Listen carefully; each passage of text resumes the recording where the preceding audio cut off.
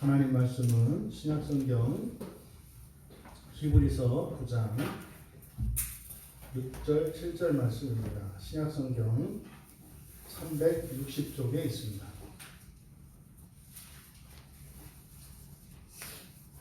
신약성경 히브리서 9장 6절 7절 말씀을 우리 같이 한 목소리로 함께 읽겠습니다. 이 모든 것을 이같이 예비하였으니 제사장들이 항상 첫 장막에 들어가 섬기는 예식을 행하고 오직 둘째 장막은 대제사장이 홀로 1년에 한 번 들어가되 자기와 백성의 허물을 위하여 드리는 피 없이는 아니하나니. 아멘.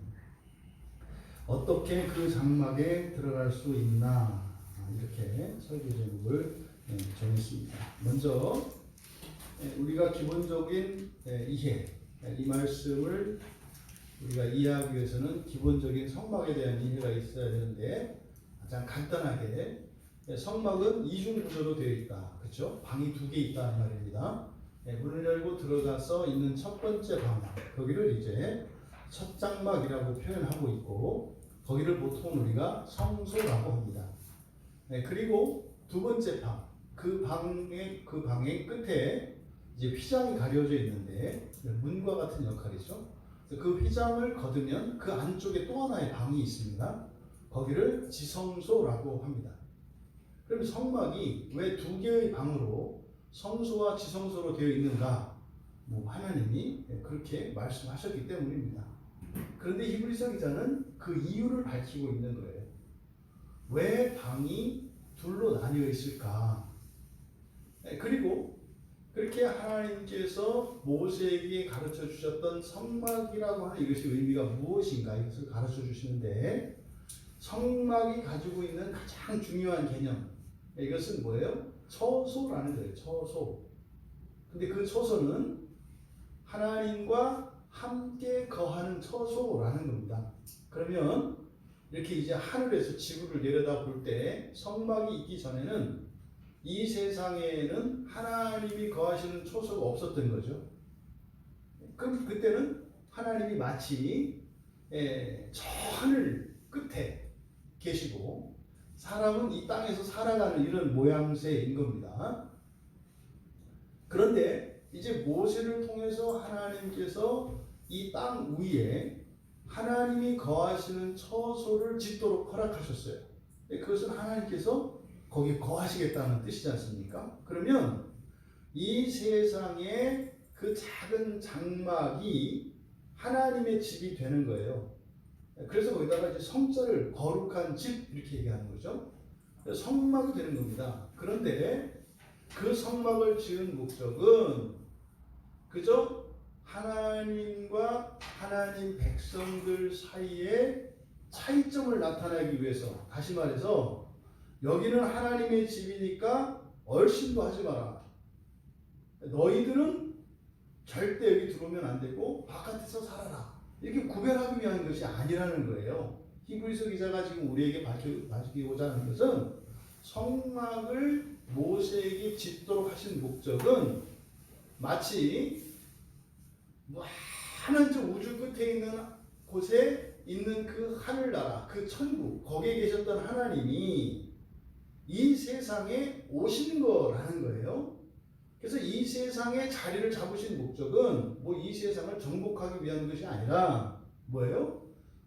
그 집에서 함께 지내기를 원하신다는 거예요. 사실은 그것은 시작입니다. 그 작은 성막으로 시작이 돼서 점점 확장이 되어서 사실은요, 이 땅에 있는 하나님의 모든 언약 백성과 함께 지내기를 원하시는 것이에요, 이 성막은. 근데 그 성막의 가장 중요한 개념은 뭐다? 하나님과 하나님의 백성된 자들이 함께 거주하기 위해서 만든 공간이라는 거예요. 그런데 그 공간이 이렇게, 그 성막이 주어진 것은 사실은 뭡니까? 저 위에, 저 천국에 그런 하나님의 처소가 있기 때문에, 하나님의 처소가 있기 때문에 이 세상에 가시적으로 그것을 보여주기 위한 거라는 거예요. 그래서 이걸 모형이라고 합니다. 모형. 우리가 아파트나 이런 집들을 분양받기 전에 그 건설회사에서 모델하우스를 줘요.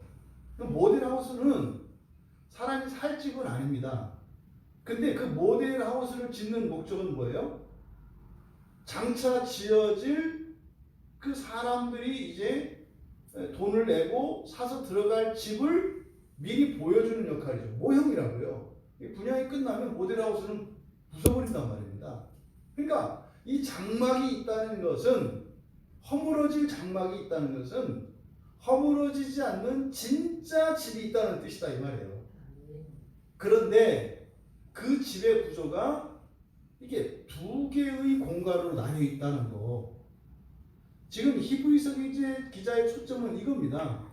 여러분, 하나님과 같이 우리가 살 거거든요.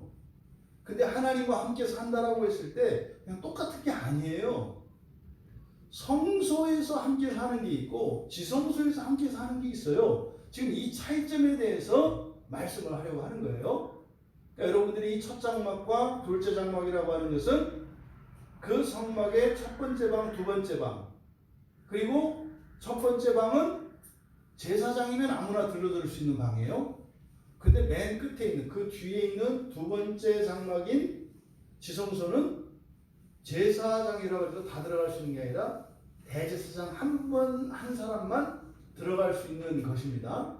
요 기본적인 이해를 갖고 이제 그럼 어떻게 그 장막에 들어갈 수 있나라고 설교 제목을 정했는데, 그러면요, 장막에 들어간다는 의미가 뭐겠어요? 흔히 사람들이 말하는 구원받는다, 천국 간다, 이런 의미예요. 그럼 어떻게 그 장막에 들어갈 수 있는가? 이것은 너무나 중요한 거죠. 너무나 중요한 겁니다. 먼저 6절에 이 모든 것을 이같이 예비하셨으니 제사장들이 항상 첫 장막에 들어가 섬기는 예식을 행한다, 이렇게 되어 있어요. 그러니까 앞에 6절이 상반절에 이 모든 것을 이같이 예비하였으니, 지금 이것은 사실 앞에 2절에 보시면 9장 2절에 예비한 첫 장막, 첫 장막이 예비되어 있었다, 뭐 이렇게 말씀을 드렸죠. 지금 여기서 이 모든 것이 예배했다, 이것은 9장 2절과 연결이 돼요. 제가 지금 쭉 드렸던 말씀은 1절에서 5절까지의 내용을 대략적으로 요약해서 이제 말씀을 드린 겁니다. 근데 지금 여기서 2절에서 첫 장막이 예비되었기 때문에, 그러니까 첫 장막이 예비되었다는 것은 그러면은 그 장막에서 사는 법이라든지 그 장막에 뭐가 있다라든지 이런 게 당연히 따라올 거 아닙니까? 그러니까 그 장막이 예비되어 있었기 때문에 섬기는 예법이 있었다는 거예요. 또 다시 말해서 저 하늘에 정말로 거하는 처소가 있어요. 아멘. 예수님이 살아계시다니까요, 여러분. 아멘. 우리가 주일에도 그 변화산 사건에서 보았습니다만, 뭐 이미 오래전에 죽은 모세가 살아서 살고 있어요. 살고 있다고요. 또 성경에 이렇게 죽음을 보지 않고, 다시 말해서 죽지 않고 하늘로 승천한 사람이 있어요. 예수님 말고 승천한 사람이 있다고요. 근데 그 사람이 사라진 게 아니라 지금도 살고 있어요. 또 심지어는 여러분들이 알고 있는 동시대의 사람들도 거기에서 살고 계실 수 있어요. 혹시 여러분의 부모님들 가운데 예수를 믿었고 그가 살아야 할 신앙의 삶을 다 살았다면 그분은 지금도 그 낙원에서 살고 계세요. 맞다고 하신다고요. 맞다고, 나 여기 있다고. 좀 안 들려서 문제지 맞다고 한단 말이에요. 여러분 봐요. 실제로 본다고요. 근데 건너오지는 못해요. 지금 실제로 살고 있어요, 여러분. 역사 속에 실존했던 많은 그리스도인들, 우리나라에도 이 기독교 신앙을 버리지 않으려고 자기의 목숨을 잃어버리고 심지어는 완전히 패가망신한 이런 사람들이 있어요. 이런 사람들을 순교자라고 해요. 그럼 여러분, 그분들이 지금 살아계시다니까요. 그리고요, 후회 안 해요. 옛날에 내가 예수를 믿는다는 것 때문에 목숨을 구걸하지 않고 내가 예수 믿는 신앙을 버리고 살 수 있다면 나는 그걸 선택하지 않겠습니다. 차라리 죽더라도 신앙을 붙들고 있을래요. 이런 결정을 내렸거든요. 그래서 죽었어요. 근데 그 사람들이 지금 살아서요, 후회 안 한다니까요. 후회 안 하는 정도가 아니라 여러분들에게 천사들을 보내서 정말로 이게 맞으니까 꼭 나 따라와라 이렇게 얘기할 거라니까요. 지금 뭐 국회에 예배 잘못 드리면 5년 이하의 징역에 처하는 법이 지금 입법 예고되어 있어요. 예배 집회 이렇게 되어 있는데 예배 집회를 어기면 5년 이하의 징역에 처할 수 있는 법을 지금 만들고 있어요. 좋은 거예요, 여러분. 순교할 기회가 있다는 거예요. 근데 여러분 5년 이하의 징역이라는 게 뭔지 아세요? 이게 여러분들이 법을 잘 몰라서 이게 뭐 3년, 4년 이런 거를 크게 신경 안 쓰실 수 있는데 3년 미만과 3년 이상은 어마어마한 차이가 있어요. 3년이라고 하는 그 징역형은 3년이라고 하는 형 이상을 받으면요 중범죄입니다. 그러니까 도둑은 3년 못해요. 최소한 무슨 칼이나 이런 무기를 들고 강도 짓을 해야 3년 이상이 되는 거예요. 그럼요 3년 미만은요 이렇게 풀려날 수도 있어요. 형이 더 감해질 수도 있다는 말이에요. 그리고 여러 가지 혜택들이 가능해요. 3년 이상이 되면요 안 되는 게 많아요. 3년 이상이 되면.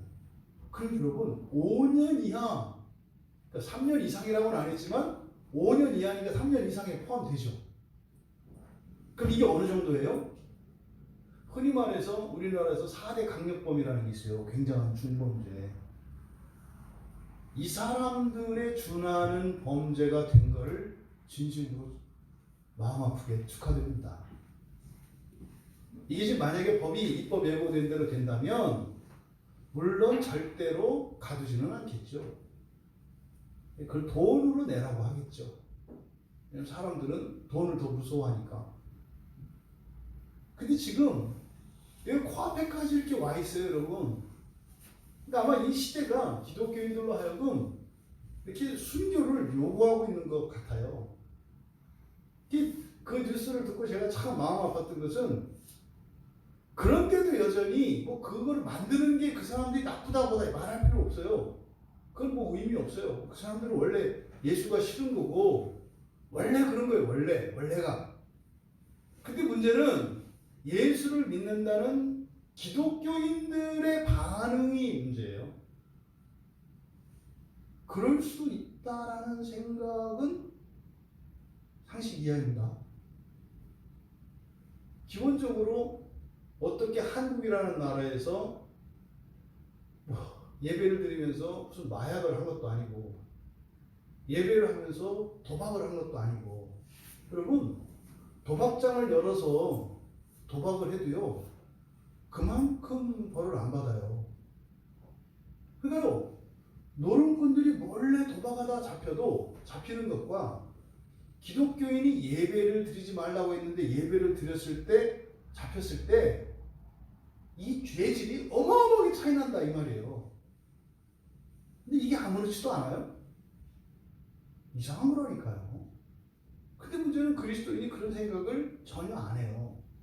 그런데 이게 어제오늘 일이 아니라고요.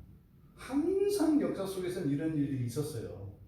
그런데도 신앙을 버리지 않고 죽음을 택한 사람도 있었거든요. 근데 그들이 지금 살아있어요, 여러분. 살아있다고요. 그거를 축소시키면 어떻게 돼요? 여러분, 한 번의 예배를 위해서 여러분들이 어떤 경제적인 또 심지어는 여러분의 정신적인 어떤 즐거움이나 이런 것을 포기한다고 했을 때 그건 잘하는 거다 이렇게 얘기한다고요. 위에 계신 분들이. 뭐예요? 훨씬 가치가 있다고 얘기한다니까요. 여러분들 이걸 기억하셔야 돼요. 근데 여러분, 우리가 이 장막에 들어가서 이렇게 예비되어진 이렇게 장막이 있고, 그리고 거기서 들어가서 하나님과 함께 사는 이것은 가장 가치 있는 일이에요. 이 세상 살아가면서 하는 모든 일들 중에 가장 가치 있는 일이 구원이에요. 그러니까 뭐요? 이 구원은 하나님과 함께 사는 거라고요. 하나님과 함께 산다는 것은 여러 가지 의미가 있어요. 이런 본성의 변화, 신분의 변화, 또 환경, 이 모든 것들이 굉장한 내용들이 그 안에 포함이 되어 있어요. 근데 여러분, 이렇게 하늘에 그런 처소가 있기 때문에 이 세상에 성막이라는 것을 지으라고 여호와 하나님이 모세에게 말씀하셨고, 또 그러면 그 성막이라는 것이 있기 때문에 그럼 성막을 섬기는 예법이나 이런 것도 있다는 거죠. 당연하지 않겠어요? 그 얘기를 앞에서 이제 강조를 했는데, 그러면 그 성막, 그 구약에서 말하는 첫 장막, 그 성막은 오늘날 우리들로 말하면 교회거든요. 여러분, 왜 교회가 왜 있다고 생각하세요? 어떤 사람이 뭐 사회생활 하다가 뭐 다 들어먹고 망하니까 먹을 데 없어서 목사질이나 하려고 뭐 대충 몇 달 가가지고 이렇게 목사 안수 받고 뭐 비어있는 사무실 하나 얻어서 교회네 이렇게 해서 교회가 있는 건가요? 어떤 사람이 여기서 어떤 동기에 의해서 세워지는 다 달라요. 그래서 가짜 교회도 있어요, 분명히. 가짜 목사도 있고 있어요. 성경이 그렇게 얘기를 해요. 뭐 지금 이렇게 사람이 이렇다 저렇다가 아니라 성경이 그렇게 얘기를 해요. 항상 가짜 교회도 있고 가짜 목사도 항상 있어요. 근데 가짜든 진짜든 교회가 왜 있을까요? 근데 교회라고 하는 것은 뭐라고요? 여러분, 이 자리에 지금 하나님이 계신 거 아십니까? 여기 이제 하나님이 계세요. 그러면 여기서 이런 교회가 있다는 것은요, 이거 허물어지는 모형이에요. 이 건물 무너지면 이거 없어질 거 아닙니까? 또 우리가 다 죽으면 뭐 텅 빌 거 아닙니까? 그러니까 다 모형이라니까요. 없어지는 거예요. 근데 그걸 왜 있을까? 영원히 없어지지 않는, 그리고 완전한 월세도 안 내고 세도 안 내고 인테리어도 안 하고 청소도 안 해도 되고, 그리고 뭐요? 언제는 은혜를 받고 언제는 은혜를 못 받고 이런 게 아니라 항상 은혜가 되는, 항상 생명이 솟게 되어지는 진짜의 처소가 있기 때문에 가짜도 있고 진짜도 있고 교회라는 게 있다 이 말이에요. 뭐가 있으니까 있어요. 여러분, 이 얘기는 예수를 믿지 않았던 아리스토텔레스라는 철학자가 이런 얘기를 한다고. 이거를 형이상학, 형이하학이라고 그래요, 철학에서. 눈에 보이는 이런 물질들은 다 없어지잖아요. 있다가 없어지잖아요. 그러니까 뭐요? 영원히 없어지지 않는 뭐가 있다는 거죠. 이 철학자도 그걸 알아요. 성막이 있고 교회가 있고 이런 것은 영원한 처소가 있다는 것을 가르쳐 주는 것이다. 이게 지금 히브리서 기자가 얘기하는 거예요. 제가 왜 목사 됐어요? 남으니까요. 남으니까 목사 된 거예요. 집사로 이렇게 평신도로 살다가 직장 생활하고 사회 생활하고 돈 벌고 뭐 이렇게 해서 집 사고 막 이렇게 해서 하는 것보다 저는 목사 되는 게 더 남겠더라고요. 그래서 한 것뿐이에요. 여러분들은 지금처럼 사시는 게 더 남는다고 생각하고 그렇게 사시는 거예요. 각자의 판단에 따라서. 어떤 사람이 어떤 행동을 왜 해요? 아니, 그게 남는 거라고 생각하니까 하는 거예요. 그거 갖고 싸울 필요가 없어요. 얘기해봐야 소용없거든요. 뭐 고기 좋아하는 사람한테 맨날 채식이 좋다고 얘기해봐야 그래, 아니 좋은 거 너나 먹어, 나는 그냥 고기 먹을 거야 이러잖아요. 가치관이 바뀌기 전에는 설득되는 게 아니라고요. 하늘에 처소가 있기 때문에 이 세상에 교회가 있어요. 성막이 있어요. 요 얘기를 한 거예요. 여러분, 그 교회의 그 성막의 구조, 거기가 성소와 지성소로 되어 있다. 성소와 지성소로 되어 있다. 근데 성소는 사실은 누구나 드나들 수 있는 곳이에요. 누구나 다 아니죠. 제사장이라면. 제사장이면 누구나 다 드나들 수 있는 곳이 성소예요. 그러니까요. 이걸 오늘날 우리 신앙에 비교하면요. 예수 믿는 그리스도인이라면 교회 드나들 수 있잖아요. 그러니까 여기는 성소와 같아요. 성막을 비유한다면 성소와 같아요. 왜? 예수 믿는 사람이면 다 드나들 수 있으니까. 예? 예수 믿는 사람 드나들 수 있는 성소와 같아요. 근데 히브리서의 기자의 관심은 어디 있어요? 성소도 성소지만 그 안에는 지성소에 지금 관심이 있어요. 지성소에. 왜요? 예수님이 지금 거기 계시니까. 지상에 있는 교회가 성소라면 하늘에 있는 지금 예수님이 살아계신 그곳, 앞서간 성도들이, 그 순교자들이 지금 살아있는 그곳. 그래서요, 지금 이 시간 그들은 여러분 한 분 한 분을 향해서 간절한 소원을 품고 있어요. 여러분들이 다 거기에 오기를. 간절한 소원을 품고 있어요. 히브리서 기자의 관심은 그 지성소 바로 거기에요. 왜요? 수천 년의 역사 속에서 유대인들이 그 지성소는 못 들어가는 걸 알았다고요. 거기는 대제사장만 들어가는 곳이고 절대로 들어갈 수 없는 곳으로 알았다고요. 오늘날 그리스도인들도 마찬가지예요. 예수를 믿고 구원받는다 했을 때 구원이라고 하는 그 수준이 지금 여기에서 이야기하는 성소의 수준, 그게 뭐예요, 여러분? 잘 먹고 잘 살고 지옥 안 가고 뭐 이 정도로 생각한단 말이죠.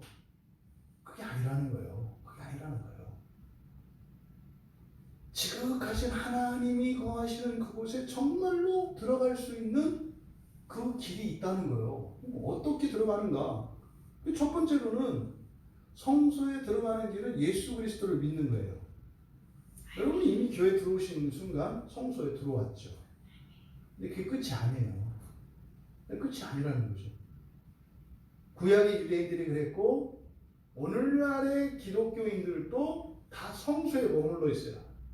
성소만 드나들고 성소에 있는 촛대를 바꾸고, 뭐 금촛대, 은촛대 뭐 해가지고 이거를 뭐 하나로 했다가 두 개로 했다가 뭐 이렇게 아주 생쇼를 하는 거죠.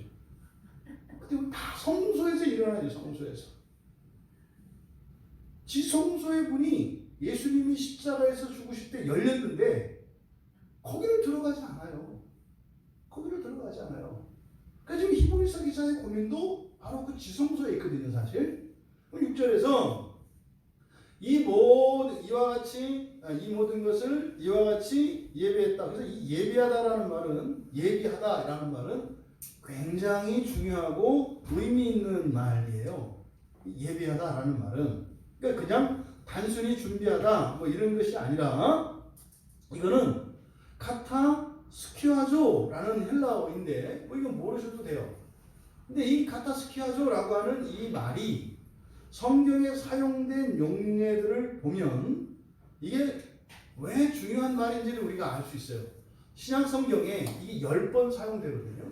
신약 성경에 10번 사용되는데 주로 히브리서에 사용이 됩니다. 그런데 마태복음 11장 10절과 마가복음 1장 2절, 누가복음 7장 27절 여기는 바로 그리스도 오실 메시아를 준비하는 자 요한에 대한 이야기예요.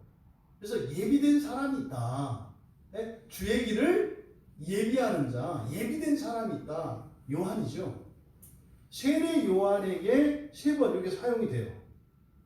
그 다음에 누가복음 1장 17절에 백성들에게 이 단어가 한번 사용돼요. 예비된 백성이라고 해요. 예비된 백성. 그런데 이때 예비되었다라고 하는 의미는 정해졌다는 게 아니에요.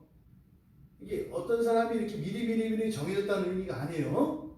여기서 예비되었다라고 하는 것은 하나님의 구원의 계획 속에 있다는 거예요. 근데 역사 속에서는 그게 요한이었죠. 그게 요한일 수도 있고 유한일 수도 있고 무한일 수도 있어요. 어떤 사람을 특정하는 게 아니다. 반드시 있다는 거예요. 반드시. 그러면 백성들도 예비된 백성이 있어요. 예비된 백성이. 또 베드로전서 3장 20절과 히브리서 11장 7절에는 방주를 써요. 이게 노아가 방주를 예비했다 그래요. 노아가 방주를 예비했다. 그러면 여기서 이 예비하다라고 하는 이 말은 구원과 직접적으로 관련된 사건이나 인물에게 사용되는 말이에요. 이게 그러면은요, 여러분 보십시오. 지금 예비된 장막, 또 예비된 사람, 또 예비된 뭐 이런 예배 의식, 이런 것들은 다 무엇과 관련된다? 구원과 직접적으로 관계된다. 이때 구원은 하나님과 함께 거하는 그 처소에 들어가는 개념이에요. 그러면 이 구원과 직접적으로 관계된다. 그러면 여러분 보십시오. 교회가 있어요. 우리에게 적용하면 교회가 있어요. 교회는 당연히 그러니까 예배 형식이나 이런 게 있어요, 없어요? 당연히 있는 거예요. 왜요? 교회가 예비되었으니까. 그럼 예배 의식 순서, 절차, 직분 이런 게 원래 있는 거라고요. 그러면요, 이런 것들 하나하나가 뭐다? 하나님과 함께 거하는 처소, 저기에 있는, 그쵸? 그 하나님과 함께 거하는 처소로서 예비되어진 이 교회 안에서 이루어지는 이 모든 일들은 다 뭡니까? 천국을 준비하는 거죠. 그러니까 여러분이 오늘 예배당에 나오셨어. 또 인터넷으로 여러분들이 지금 여기 앉으시고 예배에 참여하셨잖아요. 이게 뭐예요? 하나님과 함께 거하는 처소로서의 천국에 가는 그 일에 기여한다 이 말이에요.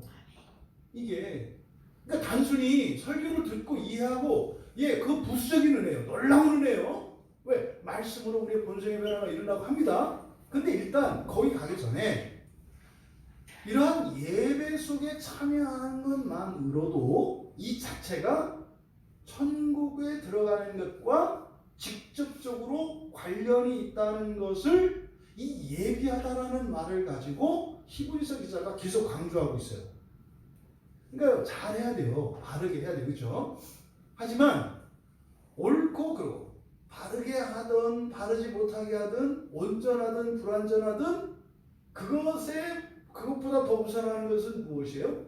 이것 자체가 천국에 가는 그것과 직접적으로 관련이 있다는 것을 히브리서 기자는 우리에게 이야기하려고 하는 거예요.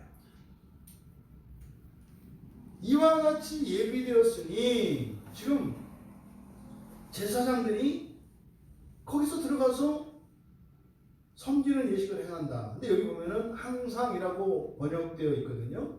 항상이라고 번역된 이 말은 이건 좀 의역을 한 것이고 이것들로 말미암아 또는 이것들을 통하여 이렇게 번역을 하는 게 좋겠어요. 왜냐하면 디아라고 하는 전치사와 이것이라고 하는 대명사를 합쳐서 이렇게 쓴 것을 이렇게 번역한 거거든요. 그러니까 제사장들이 장막에 들어간다. 이것들을 통하여, 그러니까 예비된 것들을 통하여 이렇게 되는 거죠. 그러니까 예비된 것들을 통하여 장막으로 들어가서 섬기는 예식을 행한다. 그러니까 구약에 지금 대속죄일에 제사를 드리는 그 장면을 히브리서 기자는 우리에게 들어 보이며 설명을 하고 있는데 제사장들이 성소를 들어가는 이것을 지금 얘기를 한 겁니다. 근데 이게 어떻다? 예비되었기 때문에 이렇게 하는 거다. 이게 뭡니까? 왜 예비되었다고 그래요? 자꾸 예비되었다라고 하는 말을 통해서 히브리서 기자가 말씀하고자 하는 것은 뭐가 있으니까 예비됐다. 요거를 지금 얘기하려고 하는 거예요. 근데 문제는 진짜 있는 것은 사람들 눈에 안 보여. 근데 모형으로 예비된 이것은 보여. 그럼 뭐 있구만 하는 순간에 이게 진짜가 돼버려요. 이건 그냥 예비된 것일 뿐이다. 그리고 거기에 그 제사장들이 들락날락 하고 뭐 하고 뭐 이렇게 하지 않냐? 왜 그래요? 진짜가 있기 때문이다. 진짜가 있기 때문이다. 이것을 지금 강조하려고 하는 거예요. 그럼 이걸 확장시켜 볼까요? 이 교회를 세상으로 확장시킬 수도 있어요. 창조 세계 전체로 확장시킬 수 있다고요. 왜냐하면 성막은 창조의 또한 모형이기 때문에 첫 장막은 첫 창조, 두 번째 장막은 새 창조를 생각할 수가 있어요. 그러니까 우리 그리스도인들에게는 교회와 천국으로 첫 장막과 둘째 장막이 이해되지만 그냥 사람 전체를 대상으로 하면 첫 장막은 이 세상이죠. 그냥 첫 장막은 이 세상이에요. 그러면 둘째 장막은 뭐예요? 둘째 장막도 어차피 세상 안에 있잖아요. 새 세상이죠. 새 세상. 이게 뭐예요? 둘째 장막이 지난주에 말씀드렸잖아요.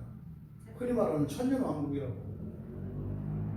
천년왕국이에요. 왜요? 이 장막이라는 것의 특성은요, 세상에 속한 장막이죠. 이 장막이라는 특성은 세상에 속한 장막이에요. 세상에 있는 걸 말한다고요. 그러니까 예수님께서 재림하셔서 이 땅을 새롭게 하시는 세상, 이게 재창조 세계잖아요. 그러니까 여러분 머릿속으로 생각을 해보세요. 예를 들어서 예수님이 딱 오셨어요. 오시면 전 세계에 동시적으로 임하거든요. 전 세계에 동시적으로 임해서 첫째 부활에 참여하는 이들이 있어요. 그때 살아있었던 사람이 부활에 참여했다면 죽지 않고 부활체로 변하겠죠. 휴거가 되는 거죠. 또 죽었던 사람들도 살아나서 부활을 하겠죠. 그러면요, 전 세계에 이렇게 흩어져 있어요. 첫째 부활에 참여한 사람들이 한 군데로 모이는 게 아니라고요. 이게 처해 있다, 모여 흩어져 있다고요. 전 세계에. 그 사람들이 이제 동시에 부활에 참여하지 않은 사람과 부활에 참여한 사람이 동시대를 살아요. 동시대를. 근데 부활에 참여한 사람들이 사는 곳은 어디예요? 여기를 성막에 비하면 지성소라고 하고, 우리가 살고 있는 이 세상과 같은, 그때 부활하지 않고 세상을 살고 있는 사람들의 세상, 초창조 세계를 성막이라고 한다 이 말이에요. 근데 그게 어떻게 돼요? 점점 예수님과 함께 부활에 참여한 사람들이 세상을 재창조하기 시작하죠. 바로 잡는다고요. 그러니까 예수님께서 십자가에서 죽으실 때 성막이 딱 터졌잖아요. 길이 열렸잖아요. 사실 그때 시작이 된 거예요. 근데 실질적으로 이제 가시적인 효과가 나타나는 것은 첫째 부활을, 그러니까 부활하는 사람들이 있고 나서거든요. 그때부터 세상이 어떻게 됩니까?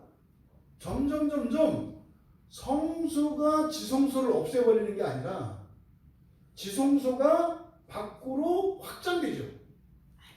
그래서 성소가 지성소가 되고, 심지어는 성막 바깥의 성막들도 지성소가 되고, 더 나아가서 성막 담장을 넘어서서 전부 지성소로 확장돼 가는 거죠. 그러니까 예수님이 재림하시고 나면 부활한 사람들이 온 세상을 재창조하기 시작해요. 지성소가 확장돼 가는 거죠. 그래서요, 한 번도 이 세상에는 죄가 존재하지 않았던 것처럼 완전한 세상이 이루어져요. 완전한 세상. 이게 일반 사람들에게도 경험될 일이거든요. 그러면 우리 그리스도인들이 뭘 바라봐야 되는 거예요? 세상 전체로 봤을 때 예수 그리스도께서 재림하셨을 때 이루실 그 지성소, 그거를 바라봐야 되는 것이고, 신앙적으로 여러분들이 교회 생활을 열심히 하는 목적이 뭐예요? 여러분 죽자마자 그냥 낙원에 가시는 거예요. 천국에. 신앙적으로는 저 낙원이요, 천국, 그죠? 죽어서 오르는 그 낙원에 가는 것이고, 역사적으로는 그리스도의 재림과 함께 첫째 부활에 참여해서 이 세상을 재창조하는 일에 참여하는 게 여러분의 인생의 목표가 돼야 된다. 이게 지금 히브리서 기자가 우리에게 강조하고자 하는 거예요. 그 첫 장막은 누가 섬깁니까? 제사장들이에요. 제사장들. 제사장은 누구다? 오늘날 우리들로 말하면 그리스도인이다. 예수 믿는 사람이면 다 된다 이 말이에요. 교회 와서 예배 드리잖아요. 네? 어떤 사람은 자기 차례가 됐을 때 24 반차를 따라서 당번이 정해져 있거든요. 여러분 그 제사장 중에 모두 다 만근했겠어요? 아니요. 보나마나 지각하는 사람 있었을 거고요. 때마다 가끔 오징어 다리 빼먹듯이 빼먹는 이런 제사장도 있었을 거예요. 또 심지어는 뭐 아파서 못 오는 사람도 있을 것이고, 오다가 부정에 노출돼서 못 오는 사람도 있을 거 아니에요. 그래서 제사장들 1년 결산할 때 출석부 쫙 보면은 모든 사람이 자기 차례에 모든 직분을 다 감당한 것은 안 했을 거다 이 말이에요. 어떤 사람은 죽을 힘을 다해서 하는 사람도 있을 것이고, 어떤 사람은 설렁설렁 하는 사람도 있을 것이다. 왜요? 우리가 그렇게 사니까 그 사람들도 그렇게 살았을 거예요. 우리 보면 옛날 사람들 아는 거고, 옛날 사람 보면 우리 아는 거예요. 그런데요? 왜 그래요? 왜 어떤 사람은 설렁설렁 살고 어떤 사람은 죽을 힘을 다해서 살아요? 타고나서 이렇게 성실하고, 어떤 인격적인 성숙이나 그 사람의 기질이나 그 사람의 생활 환경, 교육 영향을 받습니다. 그런데 그것은 사람의 환경에 따른 차이잖아요. 동일한 사람이 그렇게 살 수도 있고 그렇게 살지 않을 수도 있죠. 그럼 이 근본적인 차이는 뭘까요? 그렇게 해야 할 분명한 이유가 있으면 하는 거고요. 분명한 이유가 없으면 그렇게 안 하는 거예요. 이 차이예요, 이 차이. 왜 사람들이 이렇게 신앙생활도 모양새도 다 제각각이고 왜 그럴까? 어떤 사람은 그냥 막 광신자처럼 그냥 예수 아니면은 그냥 축구 못사는 사람 있는 거 하면은 예수가 그냥 그 아스팔트 위에 있는 껌딱지 같은 것이어서 이렇게 치밀하다는 그런 예수처럼 여기는 사람도 있다 이 말이죠. 이런 일이 왜 일어날까? 히브리서 기자는요, 성막에 있는 두 칸 방의 의미를 모르기 때문이라고 얘기를 하는 거예요. 그냥 단순화시켜서 얘기하면. 그냥 성소만 드나들면 되는 거지. 이런 생각이 사실은 구약의 레위 사람들에게 있었죠. 사실은요, 레위 사람들 중에서 제사장들이라야 성막 안에 들어가요. 근데 대부분의 레위 사람들은 성소에도 못 들어가죠. 바깥에 마당 뜰에서 장작 패고 물 깃고 이렇게 한다고요. 네? 근데 구약에서는 혈통을 따라서 그게 결정이 되잖아요. 신약에서는요, 자기가 선택하는 거라니까요. 자기가 장작 당번 하든지, 성소에서 등불 당번 하든지, 아니면 자기가 지성소로 들어가는 당번을 하든지 여러분이 결정할 수 있어요. 신약에서는. 그러니까 여러분들이 그냥 마당에서 물이나 깃고 빗자루질이라 하는 레위 사람이 될 건지, 최소한 성소에 들어가서 떡을 진설하고 등불을 밝히고 하는 제사장이 될 건지, 아니면 그 마지막 지성소까지 들어가는 대제사장이 될 건지, 그것은 구약에서는 혈통으로 정해지지만 여기서는 여러분들이 믿음으로 정해진다고요. 그럼 여러분들은 당번이 어디 있습니까? 물당번이에요, 장작당번이에요, 빗자루 당번이에요, 아니면 떡당번입니까? 일곱 등잔 당번입니까? 뭡니까? 아니면은 지성소. 여러분 뭐가 제일 좋아요? 지성소요. 왜요? 한 번만 하면 되거든요.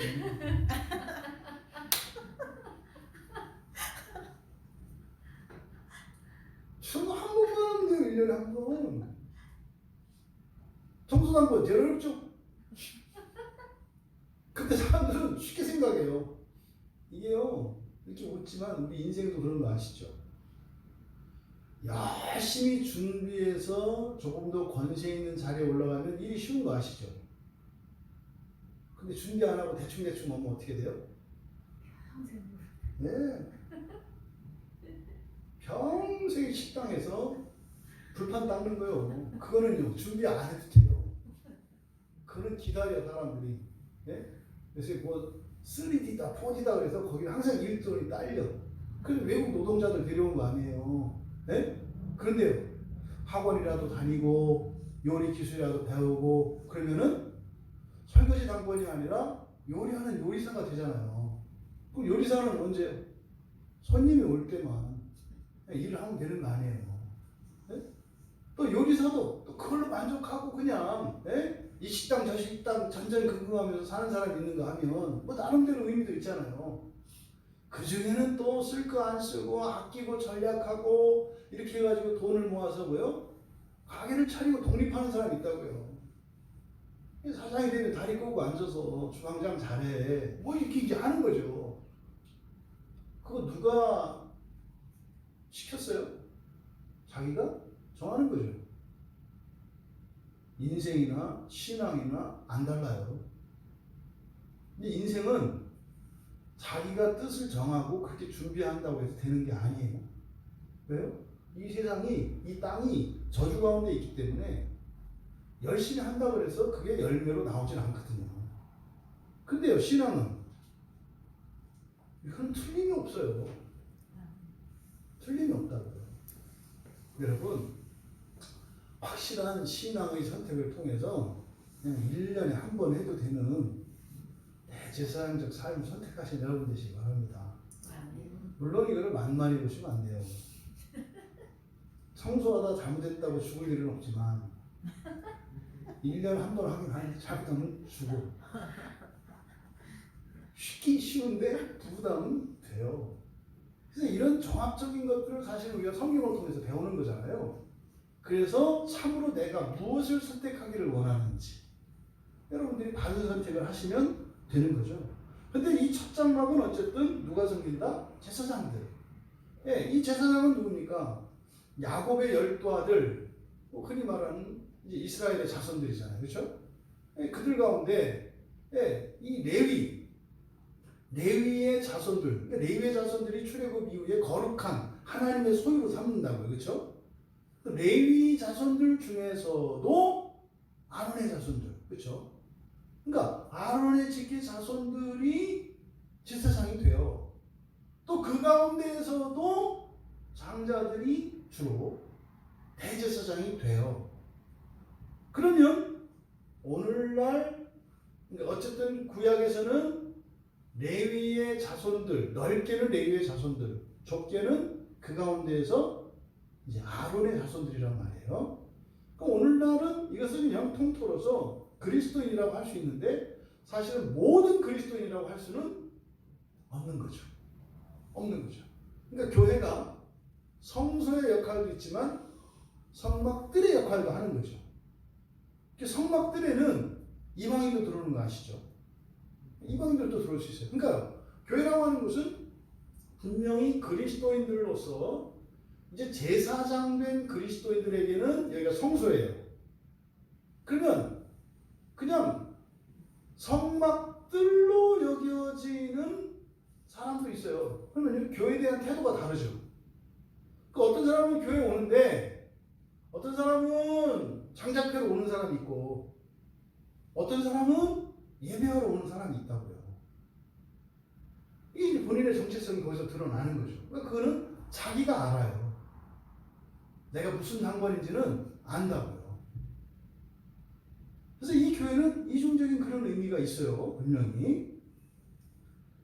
그러면 무엇을 섬기는가? 사실은 뭐 여기서는 그냥 첫 장막에 들어가 섬기는 예식을 행하고 퉁쳐버려요. 그냥. 사실은 훨씬 더 일이 많잖아요. 네? 성소에서 일어나는 일이 훨씬 많다고요. 그 분량도 엄청나고 구약에서. 근데 그냥 퉁쳐버려요. 그리고 대제사장이 이렇게 이제 하면서 얘기한단 말이죠. 그러니까 지금 히브리서 기자의 관심이 이 둘째 장막 지성소에 있다는 것을 나타내지 않습니까? 근데 이제 이거는 히브리 사람들에게 이렇게 설명을 해도 그 사람들이 알아서 듣죠. 왜? 이 성소에서 일어나는 일이 뭔지 아니까. 모르는 우리는 구약 성경을 봐야 되는 거죠. 그럼 성소에서 일어나는 일이 뭔가? 뭐 크게 이제 셋으로 나눌 수 있는데 첫 번째는 등불을 밝히는 일이에요. 등불을 밝히는 거. 두 번째로는 분향하는 거예요. 향을 피우는 거예요. 그리고 세 번째는 진설병을 교체하는 거예요. 이게 뭡니까? 성소 안에 있는 성부들이잖아요. 등잔이 있고 진설상이 있는데 그 위에 떡이 있고 지성소 앞에 있는 분향단이 있잖아요. 이 세 가지 일을 하기 위해서 그 안을 드나든다고요. 이게 이제 구약 성경에 나와 있는 내용들이죠. 우리가 출애굽기 할 때 그 성소의 등불을 밝히는 거, 이제 출애굽기 27장 20절과 21절에 이제 여호와께서 모세에게 성막에 대한 계시를 할 때 등불을 밝히라고 말씀을 하거든요. 거기 보면은 출애굽기 27장 21절은 저녁부터 아침까지 항상 여호와 앞에 그 등불을 보살피게 하라. 그러니까요, 등불을 어떻게 해라? 항상 켜라, 항상. 그죠? 항상 켜라. 그러니까 레위기 24장에도 이게 나와요. 레위기 24장 3절에도 계속해서 등잔불을 켜두어라 이렇게 되어 있거든요. 근데 이제 우리말 성경을 보면 출애굽기 할 때 생각나시나요? 저녁에 불을 켜고 아침에 끄는 것처럼 돼 있어요. 근데 사실은요, 성소 안에 들어가면요, 아침이나 밤이나 똑같은 밤이에요. 완전히 막혀 있는 곳이기 때문에 빛이 안 들어가요. 완전히 깜깜한 곳이에요. 근데 우리말 성경은 그렇게 되어 있다고요. 근데 이제 실제로 출애굽기 말씀과 레위기 말씀을 보면 계속 등잔불을 켜라고 되어 있어요. 그러니까 사실 어떻게 해요? 불은 저녁에 켤지며 이렇게 돼 있어요. 저녁에 켜라. 그리고 아침에 등잔불을 정돈하라 이렇게 돼 있거든요. 그러니까 뭐요? 기름 보충하는 거죠. 기름 보충하는 것이고, 저녁 때는 불을 켜고 아침에는 등잔을 손보고 뭐 이렇게 돼 있는데, 실제로는 어떻게 불을 끄는 게 아니라 하루 종일 1년 내내 아니 성막이 있는 동안 영원히 계속 불이 켜져야 되는 거죠. 왜요? 여러분, 자연이 창조 섭리를 봐도 알 수 있어요. 그 안에 있는 등불이 뭐라 했습니까? 창세기 1장에 광명체라고 했잖아요. 광명체가 어떻게 돼 있어요? 없는 적이 있어요? 없죠. 낮엔 해가, 밤엔 달이 항상 비추고 있잖아요. 그래서 창조 세계의 광명체를 뜻하기 때문에 불을 계속 밝히고 있다. 근데 유대인들은 그렇게 했어요. 유대인들은 저녁에 가서 불 밝히고요, 아침에 가서 심지 다듬고 불을 껐다고요. 유대인들은 실제로 그렇게 했어요. 그래서 성경을 해석하는 사람들도 밤 동안만 켜는 거다 이렇게 따르는 거예요. 왜? 유대인의 전통에 따라서. 유대인의 전통은 잘못된 거죠. 성경에 대한 잘못된 해석 때문에 그렇게 한 거거든요. 그러면 낮에는 해 뜨고 밤에는 광명체가 없나요? 웃기는 얘기죠. 어쨌든 등불을 밝히기 위해서 들어가요. 등불을 밝히기 위해서. 그러니까 아침에도 들어가고 저녁에도 들어가죠. 그러니까 등불을 밝히기 위해서 드나듭니다. 두 번째로는 분향. 이게 출애굽기 30장 7절과 8절에 있는 내용이에요. 이것은 향단은 기억하시죠? 이 향단은 지성소 안에 있어야 되는 지극히 거룩한 것인데 성소 안에 있어요. 왜요? 이 연결점이라고요. 이것은 마치 성육신하신 예수 그리스도의 상징이다. 하나님이신데 속된 이 세상에 내려와 있는. 그러니까요, 저 거룩한 하늘과 지극히 거룩한 하늘과 이 땅 사이에 중보자 역할을 하시는 것이 이 향단이 나타내는 거거든요. 이 향단이 원래 지극히 거룩한 하나님이세요, 예수님이. 그런데요, 사람으로 오세요. 그래서 지성소 안에 있어야 하는 것이지만 성소 안에 위치하고 있다. 그래서 어떻게 해요? 지극히 거룩한 그것을 제사장들이 분향을 해요. 드나든다고요. 그래서 또 세 번째로 레위기 24장 8절과 9절에 보면 이제 진설병 떡이죠. 떡을 교체를 합니다. 근데 이것은 어떻게 해요? 매 안식일마다 떡을 교체해요. 그러니까 마치 일주일마다 떡을 교체하는 이것은요, 우리는 일주일마다 한 번 먹지 않죠. 매일 먹잖아요. 매일. 매일만 먹나요? 아침, 점심, 저녁 세 번만 먹나요? 수시로 먹지. 네. 근데요, 하나님은 일주일에 한 번만 달래요. 이게 뭐예요? 오늘 우리가 드린 예배예요. 하나님은요, 일주일에 한 번만 먹겠대요. 왜? 너무 많이 먹으면 눈치 보여서. 양로원 보낼까봐 한 번만 더 하고 부담을 최소화해서 쫓겨나지 않으시도록 아마 하시는 것 같아요. 그것도 새끼도 아니야.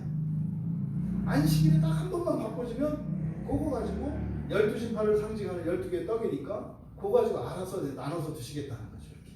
이렇게. 일주일에 한 번씩 그 진설병을 드리기 위해서 또 드나들어요.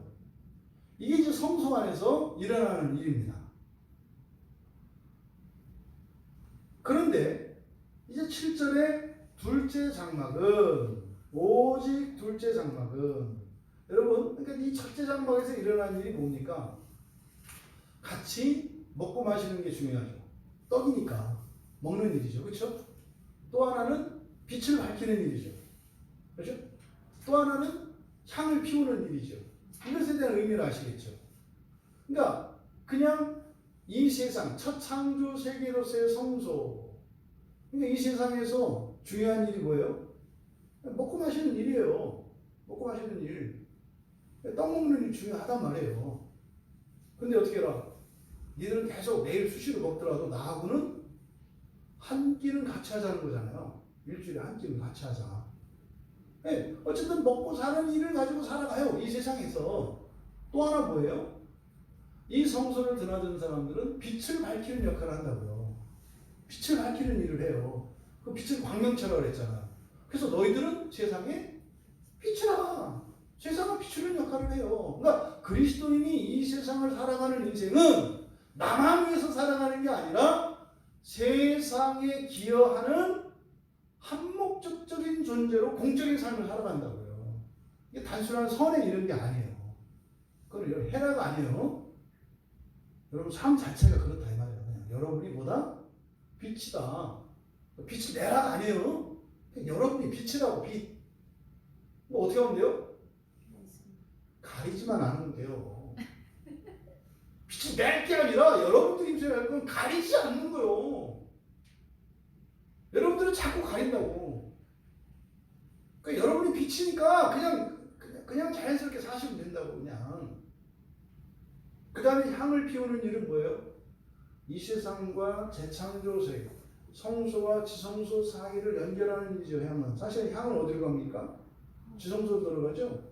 요한계시록에 보면 향이 뭐라 그래요? 성도의 기도라고 그러거든요. 그러니까 기도는요. 영적인 일인데 이 세상에서 저 하늘을 섬기는 일이에요.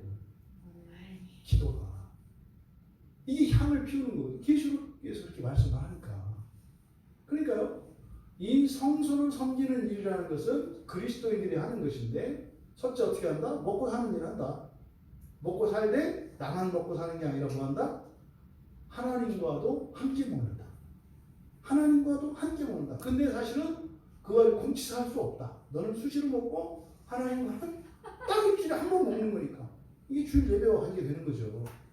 그 다음에 두 번째, 빛을 밝히는 일. 빛을 밝히는 일은 그러니까 여러분이 그냥 그리스도인으로서 살아있는 것 자체가 의미가 있어요. 네? 그렇잖아요. 밤하늘에 떠있는 달이 해를 부러워하고 컴플렉스를 느낄 수 있어요. 나는 저 해처럼 빛나지 못하고 큰일 나죠. 그러면요. 아니 달이 해처럼 빛나면 밤이 없어지는 거 아니에요. 그게 뭐 저기 북구 저기 가면은 뭐 백야 현상 이런 거 아닙니까? 그걸 뭐 한 6개월 동안 밤이 없다면서요. 그냥 낮이라면서요. 거기는. 해는 해대로 달은 달대로 별은 별대로 그 의미가 있는 거죠. 그렇죠? 그 모든 것이 어우러져서 그 제 기름을 하는 거 아닙니까? 그러니까 우리들이 세상을 살 때 늘 세상을 위해 살아가는 존재라는 자각을 먼저 가져야 되겠고 나만을 위해서 마치 세상과 경쟁적인 위치에 놓으면 안 되는 거죠. 세상을 위해서 내가 존재한다는 생각을 잊으시면 안 되는 거죠. 그러면요. 회사에 고용된 존재가 아니라 회사를 위해서 내가 있는 존재예요. 왜? 거기에 빛을 비추는 거니까. 그리고 뭐예요? 기도죠. 이것이 성소를 섬기는 그리스도인들의 삶의 방식이구나 라는 것을 우리가 알 수 있겠죠. 그럼 이제 7절에서 둘째 장막은 어떻게 섬기는가? 둘째 장막에 대해서 얘기를 하는데 오직 둘째 장막은 대제사장이 홀로 1년에 한 번 들어가되 자기와 백성의 허물을 위하여 드리는 피 없이는 아니하나니. 누가 섬겨요? 대제사장만 섬겨요. 홀로. 그러니까 성소를 섬기는 것과 지성소를 섬기는 것의 차이를 뭐라고 해요? 홀로. 그럼 어떻게 돼요? 첫째, 홀로 있으면 딱 드는 게 뭐예요? 외로움이에요. 외로운 길이에요. 그러니까 거기는요, 모두 가는 길이 아니에요. 모두 가다가 멈추어 선 자리예요. 이런 생각만 해도 외로워요. 다른 사람들은 길이 없다고 하는 것이에요. 가면 안 된다고 하는 곳이에요. 홀로 가는 자리예요. 그러니까 제사장과 대제사장의 첫 번째 차이점은 홀로라고 했는데, 죄된 세상에서 홀로 있다는 것이 우리에게 다가오는 의미는 외로움입니다. 지독한 외로움입니다. 물론 그것은 반대로 뒤집으면요, 더 큰 영광도 있죠. 어떤 사람은 외로움이 싫어서 그 자리에 안 가는 사람도 있어요. 근데 어떤 사람은 그 자리에 가요. 그 사람은 외로움이 좋아서가 아니에요. 영광이 좋아서죠. 그러니까 영광이 좋아서 그 길에 가는 사람이 있고, 영광의 반대 효과인 외로움이 싫어서 안 가는 사람이 있는 거예요. 그러니까 좋은 것이 동기가 되든지 싫은 것이 동기가 되든지에 따라서 선택이 달라져요. 그러니까 여러분들은 긍정적인 동기에서 이끌리신다면 대제사장적 삶으로 나아갈 가능성이 많아요. 그런데 부정적 동기에 이끌리는 인생을 살아간다면 대제사장적 삶에는 참여할 가능성이 매우 희박해요. 신앙생활도 마찬가지죠. 부정적 동기에 의해서 신앙생활을 하는 사람도 있어요. 그 뭐예요? 지옥 안 가려고. 그 사람들은 그냥 성소만 드나들겠죠. 그런데요, 천국 가려고, 주님 나라 가려고, 이 긍정적 동기에 이끌릴 때라야 대제사장적 삶을 살아갈 수가 있어요. 그러니까요, 우리들의 삶의 동기라고 하는 것이 긍정적인 동기에 이끌리는 것인지 부정적인 동기에 이끌리시는 것인지를 점검해 보시고, 여러분들이 대제사장적 삶을 살고자 한다면 반드시 긍정적 동기로 바꾸셔야 돼요. 사람을 만날 때도 마찬가지죠. 부정적 동기에 영향을 받는 사람들은 상대방의 흠 때문에 거리를 둡니다. 그런데 긍정적 동기에 이끌리는 사람들은 그 사람이 가지고 있는 장점에 이끌려서 그 사람과 관계를 맺습니다. 이것은 우리의 인생에서도 굉장히 중요한 역할이에요. 그러니까 대제사장적 삶으로 홀로 섬기는 그런 인생을 살아가는 사람들의 특징은 뭐라고 할 수 있겠어요? 사람의 장점을 보고요, 척지지 않아요, 사람들과. 이거는 단순히 사교성이나 이런 게 아니에요. 왜요? 이거는 제사장적 삶에서 대제사장적 삶을 구별하는 굉장히 중요한 요소다. 여러분들 안에 이런 인생의 동기가 부정적 동기들이 있다면 그것이 긍정적 동기로 바꾸어야 될 이유가 뭐에 있다는 거예요? 지성소에 들어가는 것이라는 거예요. 이래야 된다 저래야 된다가 아니라, 그러면 그렇게 하지 않는 이유가 뭐라는 거예요? 지성소에 들어가고 싶은 마음이 없기 때문이라는 거예요. 이건 단순히 성격이나 이런 문제가 아니죠. 목적의 문제다. 목적의 문제. 대제사장이 들어가는, 이게 지금 이 본문의 배경이 레위기 16장의 대속죄일이지 않습니까? 이때 대제사장이 들어가서 이제 제사장 가운데에서도 특별한 사람들이잖아요. 그렇죠? 대제사장 가운데에서도 특별한 사람들이 이제 홀로 섬기는, 다른 이들은 하지 않는, 가지 않는 그 특별한 영광의 길로 가는 거죠. 그럼 이들이 하는 일은 뭐냐? 섬기는 예식은 횟수는 1년에 한 번이라고 번역되어 있는데 이거는 맞지 않아요. 한 번이라기보다는 이때 우리말 성경은 그냥 번으로 번역했는데 그래서 번은 그냥 1년이라고 하는 날 중 한 날 이렇게 번역하는 게 맞아요. 대명사라서 그냥 이렇게 한 번이라고 한 건데 왜냐하면 레위기 16장에 보면은요 최소한 3번 들어가요. 최소한 3번. 왜냐하면 먼저 분향을 하거든요. 분향을 하기 위해서 들어가요. 분향을 한다는 것은 향을 지성소 안에 연기로 채우는 거예요. 향으로. 향단을 들고 안에 들어가서 이렇게 안을 연기로 채운다고요. 그 다음에 이제 수송아지 피를 들고 가요. 그 다음에 또 백성들의 죄로 해서 수염소 피를 또 들고 가요. 그러니까 향단 들고 가죠. 그 다음에 수송아지 피 들고 들어가죠. 그 다음에 염소 피 들고 들어가죠. 최소한 3번 들어가요. 그러니까 한 번이라고 하는 번역은 맞지 않고 횟수는 사실 더 있을 수도 있어요.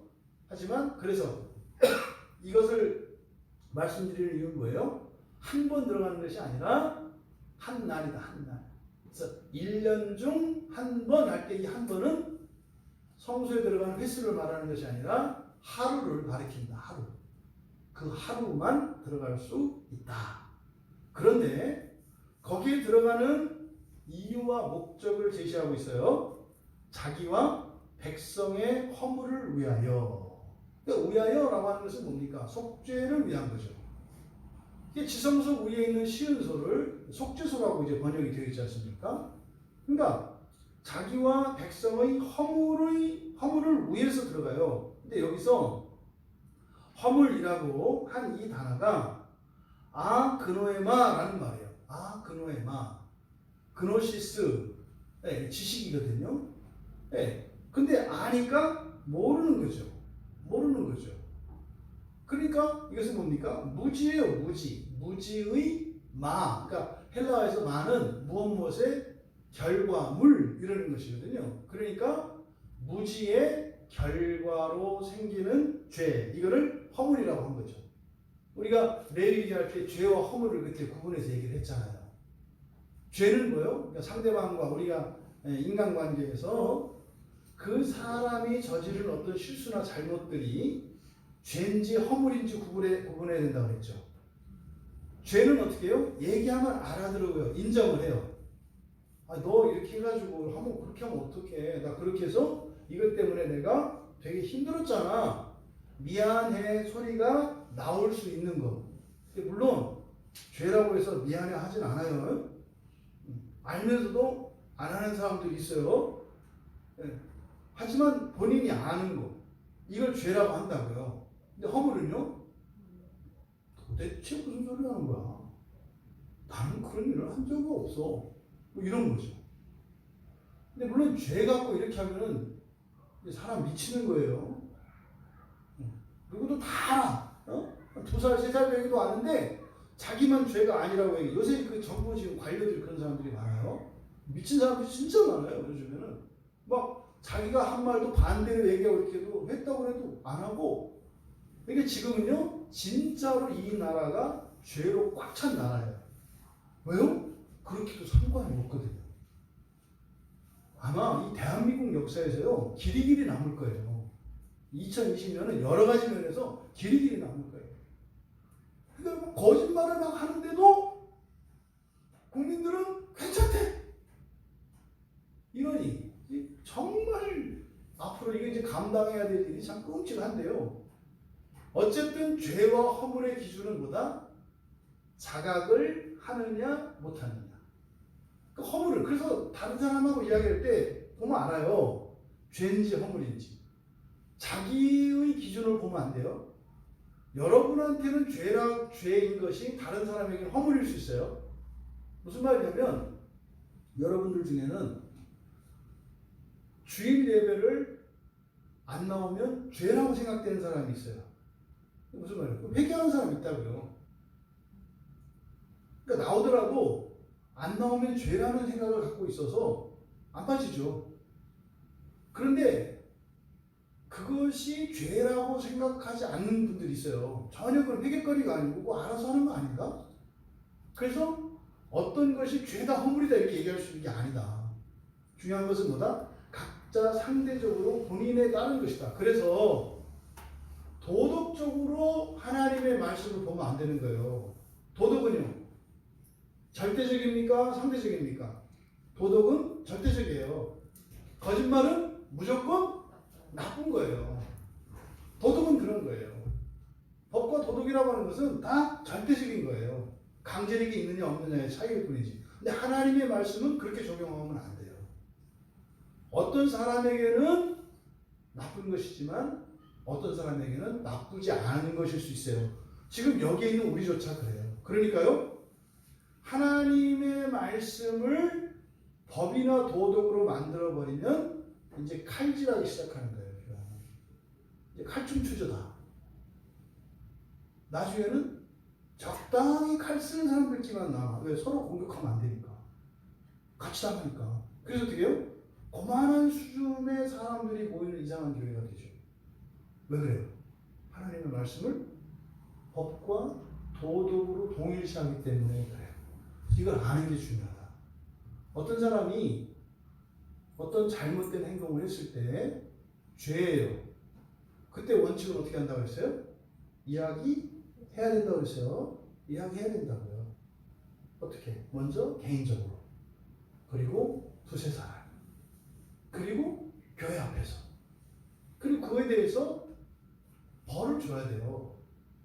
그건 뭐 망신을 주거나 저런 게 아니라 죄에 붙잡혀 있는 거거든요. 못 떠나는 거예요. 그게 뭐예요? 대표적인 그 교회의 첫 번째 권징은 설교라고 그랬잖아요. 설교한테 여러분 이렇게 얻어맞는 분들 있잖아요. 가끔 설교하는데 이거 나 지금 어디서 또 누가 목사님한테 고자질해가지고 좀 내 얘기하시는구만. 그런 거 설교 안 하잖아요, 그죠? 근데 본인한테 이렇게 들리잖아요. 그게 징계 권징이죠. 반드시 죄는 드러내야 돼요. 근데요, 본인이 그것을 드러내면 그때부터 성령의 역사가 시작이 돼요. 이게 뭡니까? 서로 죄를 고백하는 거예요. 이게 중요해요. 자기 말로 고백하는 게. 그렇다고 또 뭐 자랑상으로 떠벌리지 말고 아무한테나 하지 말고 어쨌든 누군가에게는 하는 게 중요하다. 근데요, 아시잖아요. 이렇게 해보면 이 사람이 말은 잘못하다고 잘하는 사람도 있어요. 왜 그래서 잘못했어요. 근데 전혀 잘못 안 하고 싶다. 왜? 그럼 알거든요. 당당하거든. 죄가 죄인지 모르는 사람들은요, 당당해요. 그리고요, 뻔뻔해요. 뻔뻔하게 보여요. 근데 당사자에게는 뻔뻔하지 않아요. 왜요? 죄가 아니거든. 오히려 내가 지난번에 미안하다고 한 게 내 공로죠. 잘못한 게 없는데 사실 내가 사과해 준 거거든요. 이거를 생활해 보면 안다고요. 그럼 어떻게 해야 된다? 허물은 품어줘야 된다. 품어주는 게 뭐예요? 불편과 손해를 감수하는 거예요. 사람들이 이 지독한 죄에 붙잡혀서 어떤 한계를 넘지 못할 때 죄와 허물이 섞여 있거든요. 먼저 말씀을 통해서 죄가 드러나요. 회개하죠. 그럼 이 부분의 변화는 일어나죠. 근데 이 죄와 붙어있는 허물이 있어요. 이거는 죽었다 깨도 본인은 모르는 거예요. 이 허물은. 그럼 이 허물이 죄인 줄 알아야 회개할 거 아닙니까? 그러면 허물이 극복되기 위해서, 다시 말해서 인생의 한계가 뛰어넘기 위해서는 말씀으로 먼저 죄가 죄인 것을 알게 되어서 회개해요. 그런데도 여전히 드러나지 않은 허물 부분이 있어요, 거기에는. 그럼 이건 어떻게 돼요? 행동으로 옮겨지잖아요. 그럼 이거에 대한 피해자가 생기잖아요. 그럼 이 사람은 문제는 자기가 그렇게 피해를 끼치고 있다는 걸 몰라요. 그럼 여기다 대고 정죄를 하면 이 사람 오해하게 돼 있어요. 나를 싫어하나? 나를 무시하나? 그렇지, 내가 성격이 그러니까. 그렇지, 내가 옛날에 무슨 일을 저질렀으니까. 그렇지, 내 주제가. 이런 식으로 열등감이나 이런 것들이 이 허물을 가려버려요. 그래서 엉뚱한 자기의 그런 걸 찾게 되죠. 그래서 이 허물이 이 사람에게 죄가 되려면 뭐가 필요해요? 내 허물 때문에 사람들이 피눈물 흘리는 것을 목격을 해야 돼요. 그러니까 이 본성의 변화라는 게요, 이 지독한 거라니까요. 그럼 어떻게 해요? 그 사람 깨달을 때까지예요. 그러니까요, 그냥 영원히 그럴 것처럼 당해줘야 돼요. 그러다가 어느 날 그렇게 아팠어? 지난 주일에 우리 집사님 한 분이 그런 일이 있었잖아요. 아, 이게 그렇게 내 가족에게 이렇게 아픔을 주는 거였다는 걸 몰랐던 거예요, 그동안은. 근데 갑자기 알게 된 거죠. 근데 그 전까지는요, 죽을 힘을 다하면서 버텼거든요. 너무 아프고 힘든데 그냥 계속 고통을 당해준 거죠. 그러니까 어느 날 그게 딱 깨달아진 거죠. 그럼 어떤 일이 하는 거예요? 쩍 하고 새로운 주권이 열리는 거예요. 이게 죄와 허물의 모임입니다. 근데 대부분 허물이라는 것은 사실 끝도 없죠. 죄는 끝도 없어요. 많이 있거든, 이 안에. 근데 이 지성소, 둘째 장막을 섬기는 이것은 무엇과 관계되어 있는 것이다? 허물과 관련되어 있는 것이다. 허물은요, 그러니까 우리가 기도할 때 그러잖아요. 하나님, 알고 지은 죄, 모르고 지은 죄, 모르고 지은 죄, 이게 뭐예요? 허물이죠. 알면 그 심장 말고 다 죽어요. 월요일부터 오늘까지 살면서 우리가 저지른 허물을 다 알면 다 자살한다고요. 내가 전혀 의도하지 않았던 이런 죄로 인해서 일어난 그 죄의 결과들을 다 알면 못 살아요. 그런 거예요. 그잖아요. 소년이 던진 돌 하나에 개구리는 맞아 죽는다. 내가 무심결에 다른 사람의 인사를 받지 않았는데 그것 때문에 자살했다는 거 아닙니까? 자살할 수도 있다는 거 아닙니까? 진짜 했다는 게 아니라. 그거요? 나의 죄예요. 그잖아요. 야, 너 인사 한번 받아줬으면 걔가 살았을 텐데 그 인사 한 번을 못 받아주니 이게 허물이에요. 너 왜 죽였어? 이러면 안 되죠, 그죠?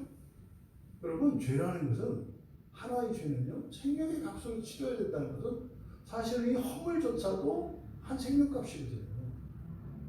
이거 감당할 수가 없어요. 근데 바로 지성소 둘째 장막을 섬기는 가장 핵심적인 목적이 뭐다? 허물을 위한 허물. 사실 여러분, 1년 중에 드려지는 이런저런 제사들이 있잖아요. 속죄제, 화목제, 번지 쭉 있잖아요. 그거는 자기의 죄를 깨닫고 하는 거죠. 근데 그 사람들이 죄에 대해서는 이제 속죄를 받았을지 몰라도 허물에 대해서는 속죄받을 수가 없죠. 아니 뭘 알아야 말이지.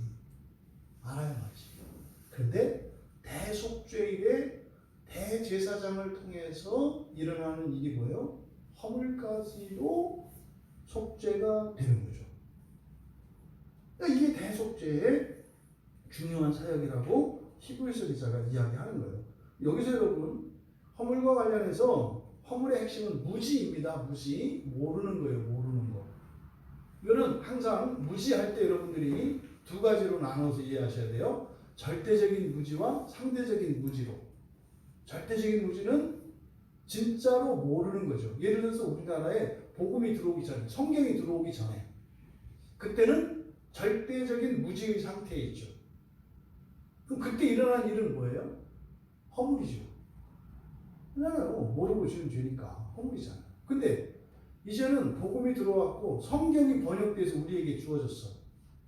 이제는 뭐예요? 시대적으로 우리는 상대적인 죄죠. 절대적인 무지가 아니라 상대적인 무지다 이 말이에요. 왜요? 성경을 안 봐서 모르는 거니까. 절대적인 무지와 상대적인 무지의 차이점은 우리의 책임성이에요. 상대적인 무지가 훨씬 더 책임이 커요. 그러니까 성경이 번역되지 않은 나라와 성경이 번역된 나라 사이에서 무지의 의미가 다르다. 그러니까 여러분들이 지금 예수를 믿고 교회 다니잖아요. 세례를 받았잖아요. 지금 믿지 않는 사람, 교회 나오지 않는 사람과 세례를 받은 사람 사이 차이는 절대적 무지와 상대적 무지로 또 나뉠 수 있는 거예요. 여러 가지 측면에서. 또 우리 개인에게도 절대적 무지와 상대적 무지가 있죠. 여러분들이 현재 알고 이해하는 하나님의 말씀이 있잖아요. 현재적으로는 그게 옳아. 근데 내일 말씀을 바로 알고 보니까 잘못했다고 깨달을 수 있죠. 근데 지금 알고 있는 게 온전히 아는 게 아니죠. 이것도 상대적인 무지라고요. 그러니까 아예 모르는 게 있고 조금 알거나 모르는 거, 잘못 알고 있는 거, 이런 것들은 상대적인 무지죠. 하지만 여기서 무지는 그런 걸 나누지 않아요. 그러니까 모든 무지의 결과물들이에요. 그러니까 그러잖아요. 여러분 실수를 두려워하지 마라. 실수를 두려워하지 마라. 왜요? 모든 죄는 그리스도 안에서 이미 속죄가 됐기 때문에. 근데 자꾸 실수에 염두를 두고 나가지를 못해요. 그러니까 바로 이 대제사장의 대속죄의 핵심은 허물에 있다. 무지에 있다. 그런데 누구의 허물입니까? 자기와 백성이죠. 레위기에 따르면 이스라엘 자손이에요. 그래서 여기서 이제 말도 많고 탈도 많은 조상의 죄에 대한 속죄가 여기서 나오는 거 아닙니까?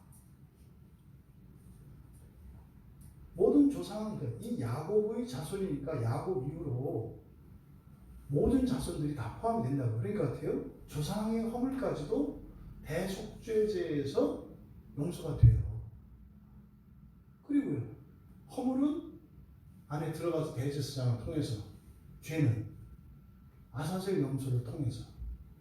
그래서 이 조상들의 죄까지 속죄와 조상들의 허물까지 속죄가 이 대속죄에 일어난다고요. 엄청난 얘기죠. 자기와 백성의 허물. 그런데 어떻게? 피 없이는 아니한다. 뭡니까? 생명의 제물이죠. 생명의 제물이 아니고서는 안 된다는 거죠. 여기서 드리는 피, 드린다라고 하는데 뭐 이렇게 이제 우리말 표현이죠. 우리말 표현. 이제 존칭어이죠. 존칭. 이제 하나님께 가지고 들어가는 거니까 하나님께 드린다. 하나님이 이걸 받아요? 아니, 그 제물의 피는 어떤 피인지 아시죠? 죄 덩어리예요. 왜? 거기에다가 죄를 전가시켰기 때문에 자기와 이스라엘 자손들의 모든 죄가 그 제물에 담겨 있고 그 피를 하나님한테 드리는 거예요. 그래서 이게 원래는 나르다라는 뜻이에요. 나르다. 이게 뭡니까? 들고 들어가는 거예요. 들고. 그래서 허물을, 그 피를 들고 들어간다 이런 뜻이에요. 지성소로 들어간다는 거죠. 그래서 피 없이는 아니한다. 그러니까 제물의 피를 들고, 제물의 피가 없이는 들어가지 않는다. 그러니까 반드시 어떻게 된다?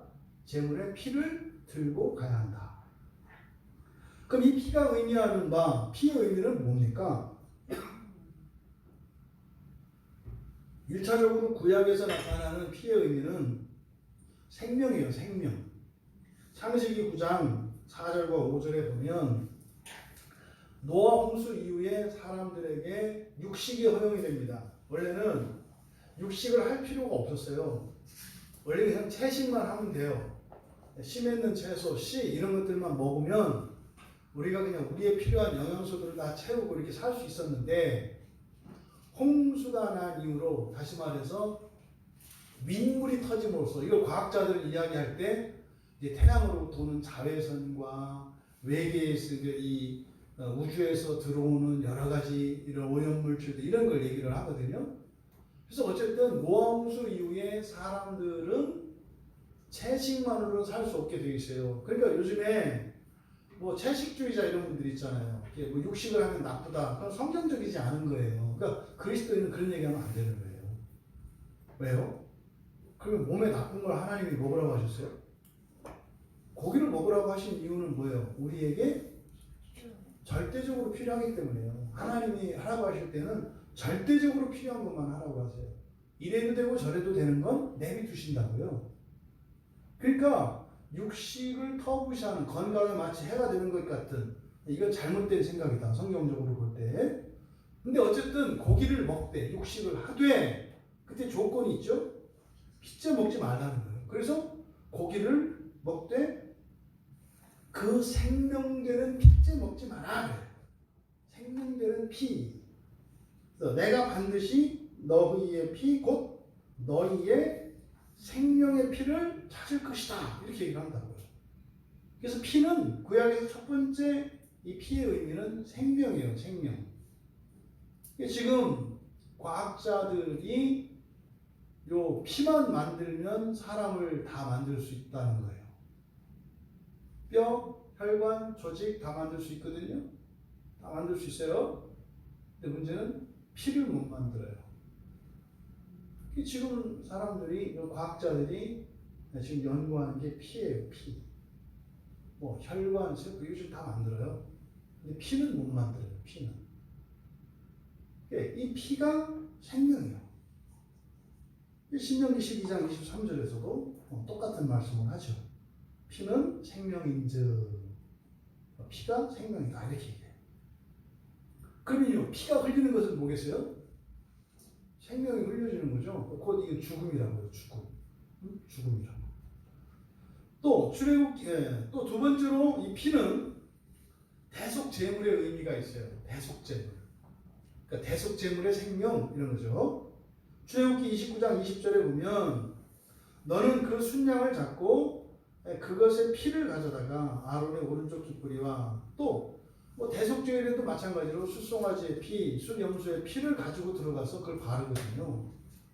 그러면 그 피가 의미하는 것은 대속제물이에요. 그러니까 대속제물이라는 것은 뭡니까? 죽은 생명이죠. 죽은 생명을 또한 의미해요. 이 피는. 그러면 대신 죽은 생명의 피니까, 죽은 생명이니까 죽어야 되는 죄인의 죽음이 대속제물의 죽음으로 대체되는 거죠. 그래서 이 제물의 대속제물의 의미가 있다. 이 피는 생명의 대속이죠. 그래서 아론의 자손들에게 이렇게 순양의 피를 발라요. 그러니까 이것은 어떤 의미입니까? 죽었다는 표시죠. 죽었다는 표시예요. 네, 이건 죽은 제물입니다. 죽은 사람들입니다. 이런 뜻이죠. 세상에 대하여 죽은 것을 말하죠. 또 세 번째로는 생명에 대한 책임의 의미도 있어요. 생명에 대한 책임. 여호수아 2장 19절에 보면 누구든지 내 집 문을 나가서 거리로 나가면 그의 피가 그의 머리로 돌아갈 것이요. 그래서 그의 피라고 하는 것은 이제 죽은 걸 말하거든요. 이건 지금 정탐꾼들이 들어갔다가 이제 구출해 주기로 했잖아요. 근데요, 집 바깥으로 나가는 책임은 나한테 없다는 거죠. 이건 여러분들에게도 마찬가지예요. 여러분들이 교회 안에 있으면서 여러분이 죽으면 담임 목사인 저의 책임이에요. 저에게 책임이 있어요. 그런데 교회 나가서 죽는 건 제 책임이 아니에요. 그러니까 그의 피, 집문을 나가서 거리를 나가면 그의 피 할 때 이 피는 뭡니까? 생명에 대한 책임을 말하는 거예요.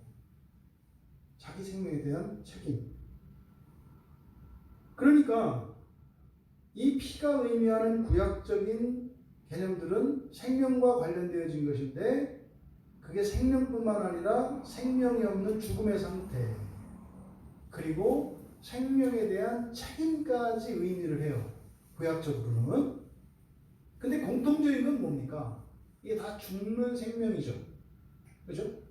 근데 신약에 들어오면 피가 예수님의 피가 언급이 되는데 요한복음 6장 55절에 보면 내 살은 참된 양식, 내 피는 참된 음료 그래요. 여기서 예수님의 피는 곧 예수님의 생명을 의미하거든요. 이 생명은 예수님의 생명은 어떤 생명입니까? 무한한 생명, 영원한 생명이죠. 그러니까 구약의 피와 신약에 등장하는 예수님의 피는 완전히 달라져요. 그래서 이것은 영원한 생명. 얘가 말을 하는 세상이니까 제 말을 알아듣고 지금 반응을 하는 겁니다. 너는 설교 안 들어도 되지. 자, 어쨌든 예수님의 피는 영원한 생명이다. 그러니까 구약과 신약에서 이 피에 대한 이 개념은 생명에 대한 개념이 바뀌면서 피의 의미도 달라지는 거예요. 그러면 정리해 봅시다. 여기서 피 없이는 아니한다 할 때 구약의 대속죄일에 드려지는 피는 유한한 생명을 의미해요. 그죠? 제물의 대속적인 죽음을 의미해요. 또 그 죄값, 그 생명의 죄값에 대한 그 책임을 의미하기도 해요. 근데 문제는 이게요, 이례적이고 일시적이에요. 또 그 효과를 받아서 속죄를 받았다 하더라도 거기서 살아나는 생명은 사실은 어떤 생명이에요? 유한한 생명이에요. 유한한 생명. 근데 예수님께서 지금 참된 지성소인 하늘에 계시잖아요. 그러면 예수님이 올라가신 것도 구약의 대속죄제에서 대제사장이 한 것과 같은 효과가 있다는 거죠. 그러면요, 구약에는 제물의 이 짐승의 피를 가지고 대제사장이 들어가서 자기와 백성의 허물의 속죄를 했는데, 지금 하늘에 계신 참된 지성소에 예수 그리스도께서, 우리의 대제사장인 그리스도께서 계시는데, 그때 예수님은 어떤 피를 가지고 들어갔어요? 자기의 피로, 자기의 피를 가지고, 그리고 지성소 안으로 들어가셨다고요. 대속죄제에서 일어난 속죄의 효과와 예수 그리스도께서 대제사장이 되셔서 하늘에 오르신 이 두 사건을 지금 비교하고 있는 거예요. 여기서 구원과 관련해서, 그러면 그 성막을 섬기는, 그 성소를 섬기는 예법에 대해서 기대하는 바, 그들이 바라는, 목적하는 구원, 우리가 바라는 바, 우리가 목적하는 구원 같으면 되겠어요? 안 되겠어요? 당연히 안 되는 거죠. 당연히 안 되는 거죠. 근데 문제는 똑같은 것을 구하고 있다 이 말이에요. 그럼 예수님이 한 일은 괜히 하신 일이에요. 괜히 하신 일이에요. 기껏해야 절차만 좀 간단해졌고 번거로움만 덜해졌다는 것이 똑같은 거다. 이게 지금 신앙에 있어서 그 구원이라고 하는 것이 성소의 수준에 머물러 있는 당시의 그리스도인들을 향한 말씀이기도 하고, 그것이 히브리인들에게 있어서는 이 성막 제사를 통해서 설명이 지금 되고 있는 거예요. 아론만 들어가는 게 아니다. 말하고 말씀하고자 하는 바가 뭐예요? 아론만 거기에 들어가는 게 아니라 예수 그리스도께서 지금 천국에 올랐잖아. 그럼 거기에 바로 당신도 들어갈 수 있다. 이 이야기를 지금 말씀하시려고 하는 거죠. 여러분, 예수 그리스도께서 지상에 오셔서 공생애를 사시고 십자가에 죽으시고 다시 살아나셔서 승천하시고 하늘에 오른 사건을 히브리서 기자는 대속죄 제사를 통해서 구약에 계시되었던 이것의 완전한 성취라고 이야기를 하는 거예요. 그러니 제발 완전한 구원이 무엇인지 그것을 향해서 살아가라. 여러분, 레위인의 삶에서 제사장의 삶으로 나가야 합니다. 제사장에서 대제사장의 삶으로 나가야 합니다. 왜요? 그것을 위해서 예수님이 그리스도의 사역을 감당하셨기 때문이라는 거예요. 그런데 왜 너희들은 어찌하여 예수님이 아론의 후손들 가운데 하나가 한 것처럼 생각하는가? 근데 문제는 그렇게 얘기 안 한다고 우리는.